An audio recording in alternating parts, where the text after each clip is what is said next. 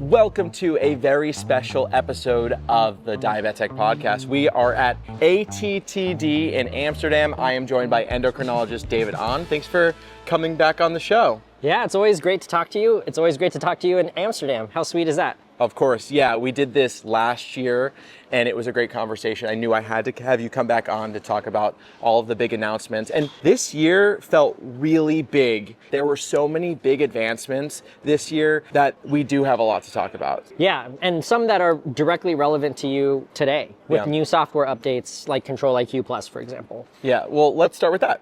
Let's do it. So Tandem announced their Control IQ Plus, that it released to everyone in the US. I think one of the biggest things with this is just access to who can use it. What were some of the changes to, some of the ranges or the people that could use it? Yeah, so for some background context, at the same time that they announced approval of the Control IQ Plus software update, it also got FDA approved for type 2 diabetes. Yes. So that means the T-Slim and Mobi now are FDA approved for type 2 diabetes. So some of the software features of the Control IQ Plus upgrade are more tailored to expanding the use of Control IQ for people with type 2 diabetes. So for example, the maximum weight range is a lot higher now because sometimes people with type 2 diabetes have higher body weights.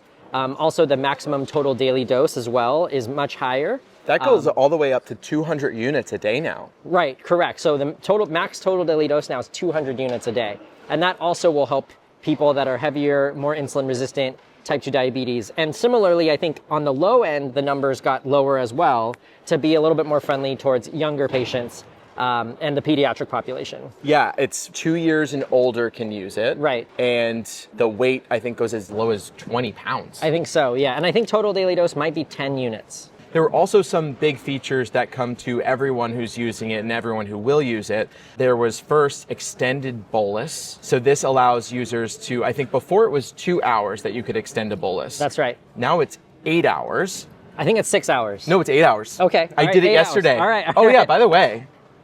Look at that I'm wearing Mobi. Tandem Mobi right now. That's pretty cool. That's Tandem Mobi. Yeah, no, it's 8 hours. Okay. I did it last night. I believe him. And it's funny. So it's funny because I feel like 2 hours felt like not enough time to extend a bolus. Yeah. In 8 hours, I was like, wow, that's a long time you have. How will people benefit from an 8-hour extended bolus? Yeah, so there's a few different types of patients I think that would benefit. So gastroparesis that's when your digestion is slowed. It's an unfortunate complication of diabetes sometimes. So some people are a lot slower to digest their food. So the typical scenario where that happens is if you bolus for a meal, some people will actually go low and then come up later because their body just takes so long to digest and process that food into carbohydrates. So those people benefit from extending their bolus. Also, certain foods, like pizza, for example, is kind of renowned for having a double spike, right? You get that initial spike from like the bread, but then there's a lot of cheese and fats and oils that also will have a delayed spike. So it can be very helpful for foods that have like that dual spike pattern. Yeah, and in case it wasn't clear, what an extended bolus does is it extends that bolus for the set amount of time, but you set a percentage of how much you want immediately and then what percentage you want delivered over that time period. So when you eat pizza or something that's super fatty, you'll get that initial amount and then work with your doctor to, based off of how that will affect you, initially. Correct. And then what time period it will take to be released into the bloodstream. For me, maybe it's about 4 to 5 hours for those high fatty foods. Totally. So a lot of people will do like half of it right up front and then half of it over, say, 4 hours or so. Yeah, and what you said about gastroparesis, people who are taking GLP-1s, that's something that they deal with, right? Yeah, so... Or can? Yes, so GLP-1s, like things like Ozempic or Mounjaro, it can delay gastric emptying, which slows down your digestion. So yes, in those situations, if you're struggling with low blood sugar after a bolus, extending that bolus might help. Next, there is temp basal. So tell us about that update. Yeah, so temp basals I think are a really cool feature that you're gonna love. So temp basals are not a new concept. A lot of pumps had the ability to do temporary basals where you reduce or increase your basal rate by a percentage for a set amount of time. But what's neat about this new update is now you can do a temp basal while Control IQ is running. So you still get the benefits of automation. It will still increase or decrease your basal if necessary. But say you're feeling sick or you're going through a part of your menstrual cycle where you're more resistant to insulin and you need more. What you can do is you can set a temp basal for up to 72 hours, and that means your baseline insulin delivery is going to go up by a percentage that you specify. So it can go up to 250% of your normal basal rate, and it can go as low as 0% of your normal basal rate. But on top of that, the Control IQ algorithm will still adjust your insulin if necessary. Yeah, this is a really powerful feature, one that I myself and many people who are on open source systems and DIY systems have been using and benefiting from since like 2016. But it's so great to see that a temp basal within automated insulin has come to an FDA cleared systems. I hope other companies follow suit. And not just when you're sick and not just during the menstrual cycle, which is amazing, but also for workouts. And I've found that, you know, I've used FDA cleared systems recently, many of them, including Mobi before Control IQ Plus. I have it now. But for workouts, being able to lower your basal needs an hour before working out is what I need, especially when I'm doing cardio. So being able to do that's amazing for me. Totally. And you can still use exercise activity mode and then do the temp basal on top. So that's really helpful. And I actually first learned about this concept by one of my patients who basically was doing what Justin was talking about, but he was doing it manually. So he'd create a separate profile for when he would go running. And then he would have to switch to that profile and then turn on Control IQ. But now you can just turn on the temp basal, and it should be pretty cool. Yeah, that's what I was doing with my systems as well. I had to make all these changes, but now it's just a quick little change. And then that's interesting. I mean, I haven't worked out since I updated to Control IQ Plus, but I will probably do a temp basal and go to activity feature because that raises the range. target. And then I think there are some changes to the algorithm. I think it makes the algorithm a little bit less aggressive as well. Okay. Next, there is the Twiist pump. Right. And that is only coming to the US. It is a brand new insulin pump that should be releasing Q2. They announced that the pump will be given through pharmacy benefit. Right. Can you tell us a little bit about what that looks like? Yeah. So quick background is most of the hardware pumps, all the tubed pumps before the sequel Twiist, have gone through what's called DME. It stands for durable medical equipment. And that's why you get it from like a company like Advanced Diabetes Supply or Byram or something like that. And you can't just go to CVS and pick it up. So when your insurance looks at covering these types of things, they view pharmacy benefit and hardware benefit as completely different silos. And hardware benefit, the downside to that, and when I say hardware, I mean DME, is that's when you get locked into these 4-year pump contracts, right? So with Medtronic and Tandem, when you're on the pump, you can't get any other DME pump until your 4-year warranty is up.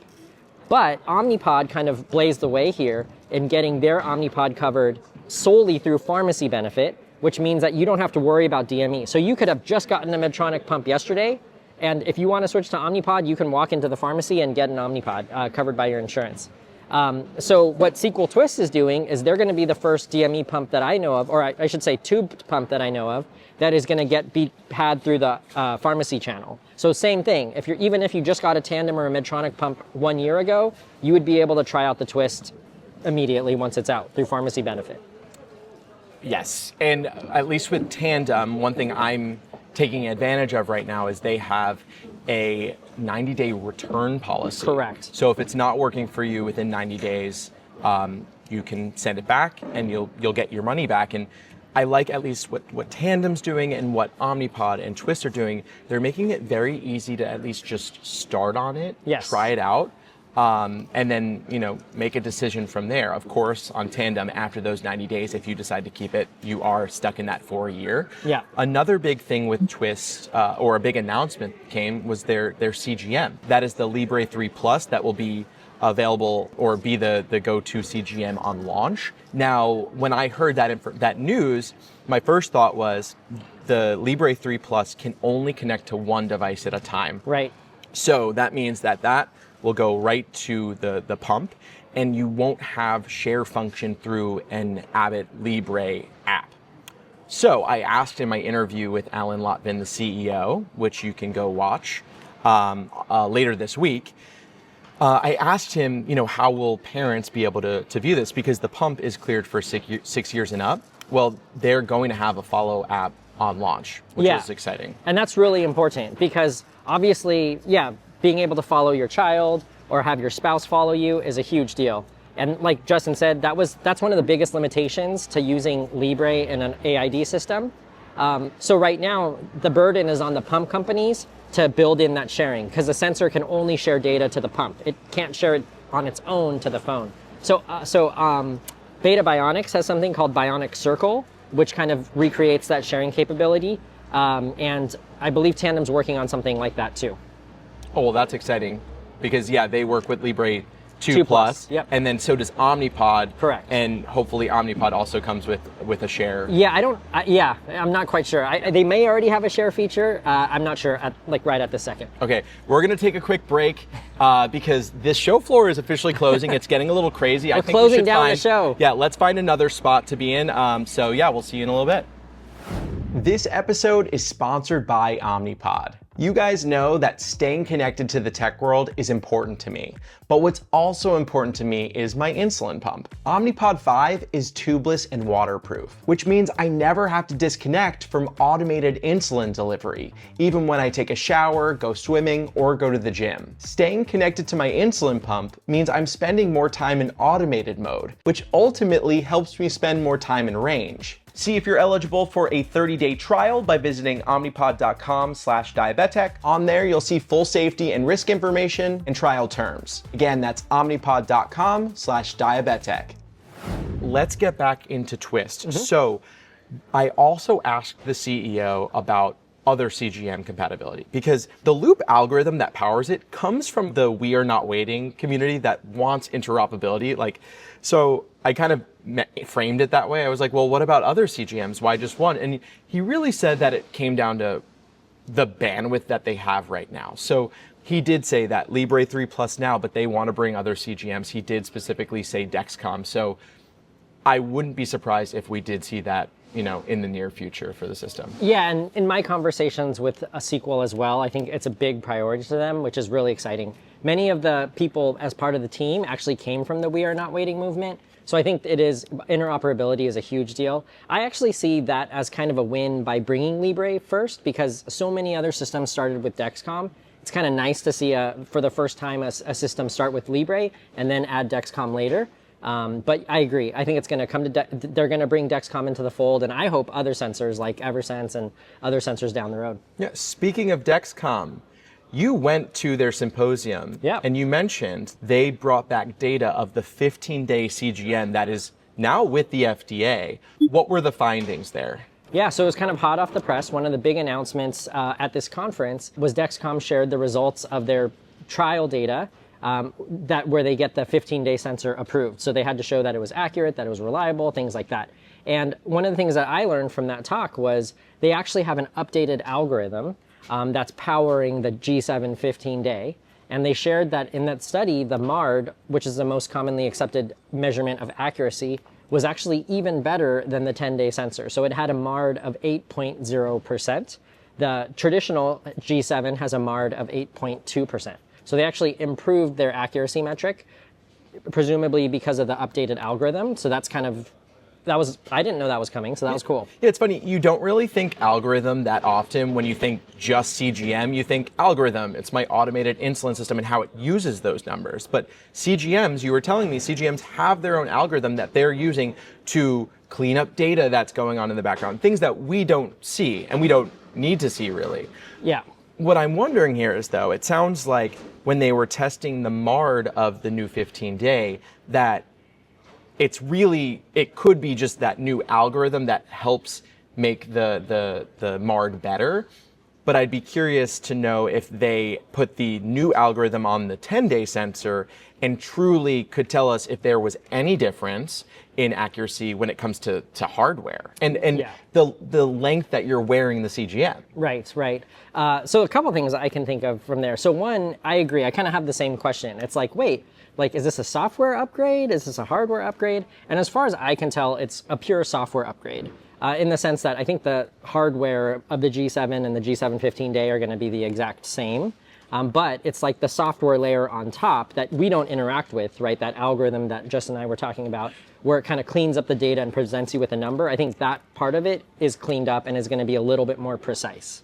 Okay. But a part of me was like, I remember sitting in my chair thinking, wait, like, why don't they just bring the new updated algorithm to the 10-day G7? But at the same time, to be fair, I think they're going to transition probably everybody over, I would think, to the 15-day. Yeah, and I believe, first of all, that algorithm must be what is with the FDA, right? Correct, you can't just put out a new algorithm update, I think, for this medical device. It needs to be cleared because it's such an important aspect of the device. It's a little bit outside of, I can't speak definitively, but I think they're trying to move forward and they're going to bring it to their latest product. So one other thing that surprised me at the conference when it comes to Dexcom was their collaboration with Novo Nordisk on a connection between Novo Nordisk's smart pens and the Dexcom G7. Now this is Europe only. It just brings another smart pen into the market that works with this major CGM, but also the information from the smart pen goes directly into the G7 app. So I'm not as familiar with the NovoPen Dexcom partnership, but I agree with Justin. I think these connected insulin pens, they do present a unique opportunity for people who aren't yet ready to go on AID. Maybe they can't afford it. Maybe they don't want to go on a pump, but they still want some benefits of automation, or not automation, but so they do want some benefits of having calculations done for them.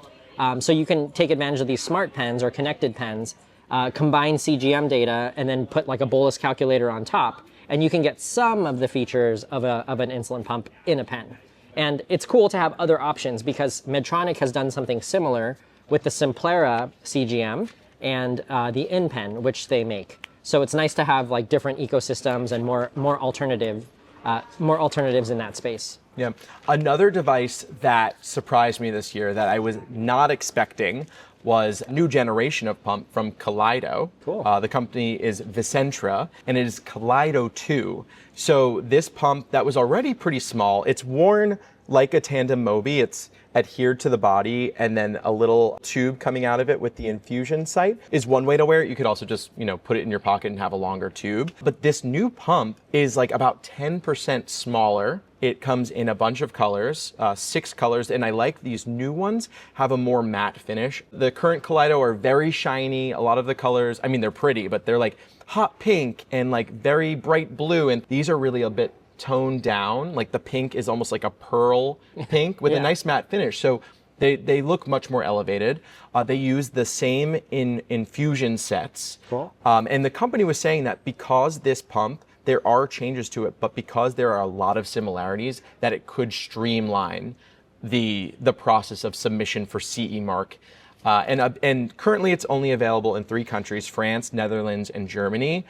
They are planning to get CE mark and bring it to those, but then their next phase is really getting it into the US through FDA clearance. So that was exciting. Was there anything that like stuck out to you with this pump? I think the Kaleido, just like as someone who's on, on social media in the type 1 diabetes space, like the Kaleido was the pump that I always get jealous about. It's like you look and you see people sharing it from, Europe, and you're like, that's a pretty cool looking pump. So I agree with Justin. I was telling him before we went on camera, like, it's kind of like a blend of the Omnipod 5 and the Tandem Mobi. It has like the versatility of the Mobi, but it's a little bit more sleek in its patch option than the Mobi. So I love options, so bring it on. Yeah, it's a very sleek look, similar to Omnipod, where Omnipod doesn't have any creases in it. You can't see like multiple parts. It's an all-in-one, right? Yeah. Whereas like something like the Mobi, which I'm wearing, has the what is that?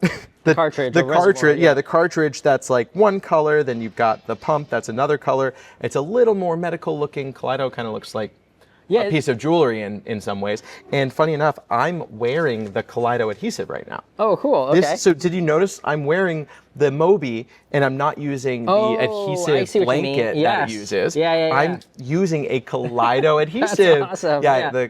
I found some. Yeah. And it's the perfect size. I mean, and also look at how it looks when I have my pump off. It's not this like huge piece with like a plastic tray. Yes, totally. And then a whole piece of cloth that goes around it. It's very simple. So I do really like that. And if you can find Kaleido adhesive patches in your Mobi user, I highly recommend. Of course, you can wear Mobi in your pocket as well or clip it. But business opportunity if you live in one of those 3 countries, you can just start, black market shipping them out to the United States. Yep. And I spoke to Tandem and I asked them, I said, is your adhesive patch like an FDA thing? Did you need to get clearance? And they said, no, it's not a medical piece of their product. Yeah. So I said, maybe, like I understand that adhesive patch is so great for physical activity, especially when you're running. Like that thing is not going anywhere. With this one, your pump will probably fall off, but there are so many different, aspects of our lives that maybe, one time I want to wear this, maybe if I'm running a marathon, I'll wear the other one. For sure. Maybe they can have a few different options of adhesive patches. Today's episode is sponsored by T1D Exchange. You can directly make an impact on diabetes healthcare, treatments, and technology by participating in the T1D Exchange registry. It starts with a simple survey about your life with T1D, and it only takes about 15 minutes. After that, you'll have a personal portal with ongoing T1D study and survey opportunities. Plus, some of these studies even offer compensation. Signing up with the link in the show notes helps support my channel, and it allows me to continue putting out free content. You can sign up at t1dexchange.org/diabetic or click that link in today's show notes. Let's get back to Kaleido. A couple things that they told me was the new pump has an accelerometer in it. Oh, okay. What do you think of that? That is cool. I mean, potentially you could use that for like algorithm stuff, like if it notices physical activity. That is pretty cool. Yeah, that was a surprise. They said that what they're doing is whether or not it's used on launch, it is in there so that this pump can last longer and they can continue to make upgrades to algorithm and things like that and incorporate it. Because if you're running really fast, that accelerometer will pick that up. There's also a temperature sensor in there. That's cool. Now, the temperature sensor, it's not like for your human body to sense what your temperature is. And they said that because like people wear their pump in all different areas and you can't really control that. But it's really a temperature sensor for the insulin. Yeah. And to let you know, hey, your insulin's a little warm, you need to leave where you are or change your pod soon. I almost wonder if you could like combine those two and like detect when you're sleepy, right? Because like less movement, but there's still warmth, right? And then maybe it changes the algorithm in a certain way.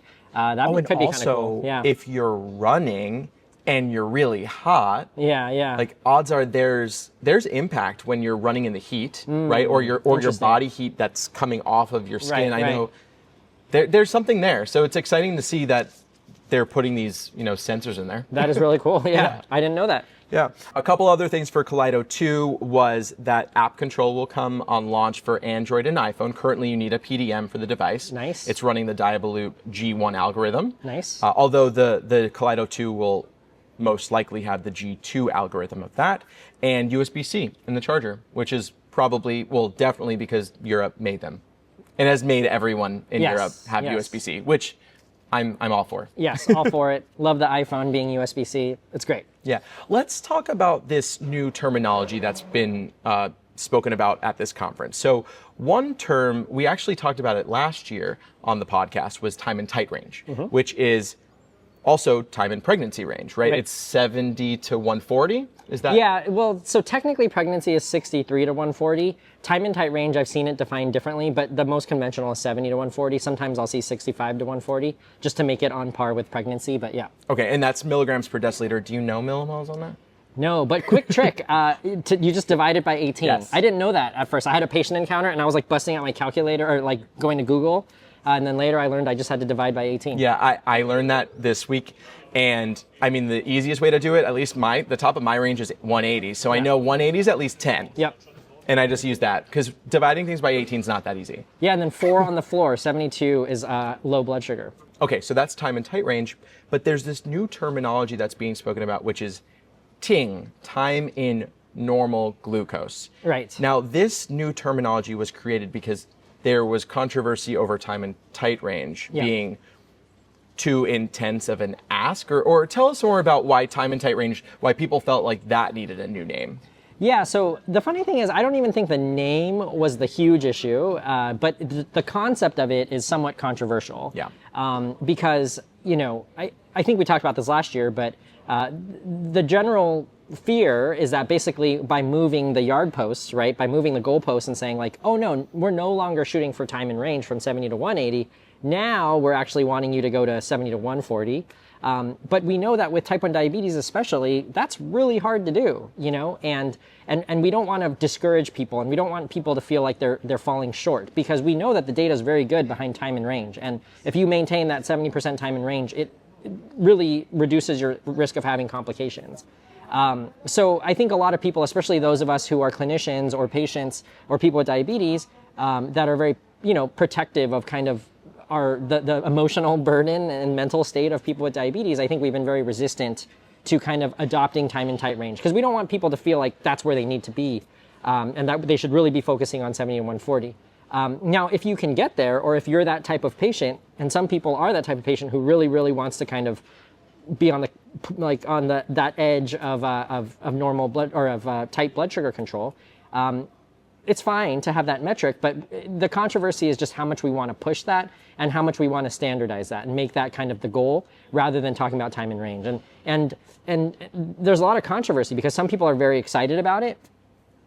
Personally, I think a lot of the companies are very excited about it because they kind of want tighter metrics to be able to prove that their algorithms are better, and we're serving people with diabetes better because we have a better time in tight range than other companies. Interesting. So some companies are able to say, wow, we have a really high percentage in this, even more so than all these other companies. Right. Whereas when you're using that larger range, well, it's not as high a bracket and everyone kind of fits in there. Yeah, I think they're just trying to find ways to differentiate and make their system sound better, which is great. Like, we want, of course, the best control we can, but we also don't want to, set standards that are very difficult to achieve. That could be discouraging, and that's the delicate balance. So they had a big group meeting here at this conference to kind of talk about it, the pros and cons. And I guess one of the things that came up was, can they come up with a better name for it? And the name that they landed on was TING, which is time in normal glucose or time in normal glycemia. Which, as soon as I heard it, the word normal struck me the wrong way. I'm the same way as you, yeah. Especially because I feel like when we've tried to come up with terminology in the diabetes space, I feel like we're so sensitive to verbiage and nomenclature that I agree. Like, hearing that word normal kind of I twitch a little bit, because then it implies that if you're not there, you're abnormal, right? Which is not the purpose of time in tight range. So I think that's hopefully that name is not the final name. Yeah, so let us know what you think of those two. I'll be putting a poll on Instagram, and I want to hear from you. And if you don't like either of those, you'll have to let us know in the comments on here or on Instagram of what you think it should be.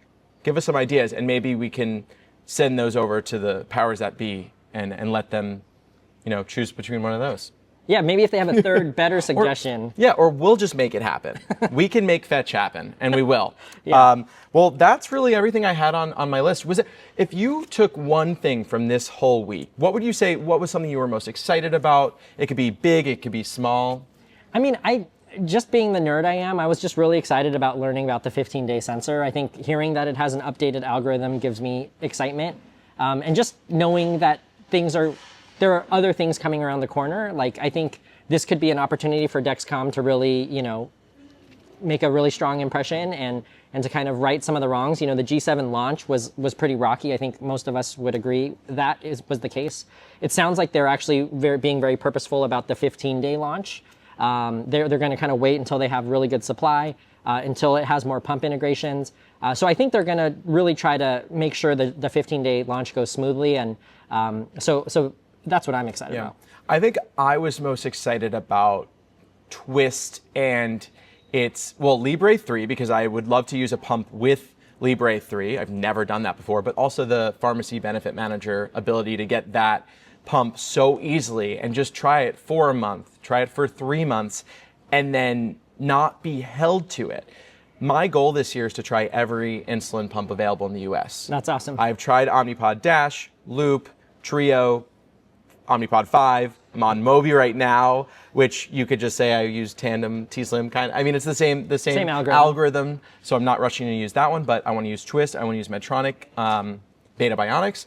That's my goal this year, and hearing from Twiist that is a possibility, so simple. I mean, we know insurance companies is not always that simple, but I will let you know how simple it is. But that excited me. I mean, this is an awesome pump with a cool algorithm that's from the open source community originally, and Be cool to use it. Yeah, and just hearing you lay out all those different pumps, I think it's so exciting, right? Like even just 3 years ago, it was like X2, Medtronic, and Omnipod, right? But now we have Beta Bionics, now we have Sequel Twiist, we have Mobi, we have potentially Kaleido, and all these different things. We have more sensors. Before it was just Dexcom versus Medtronic.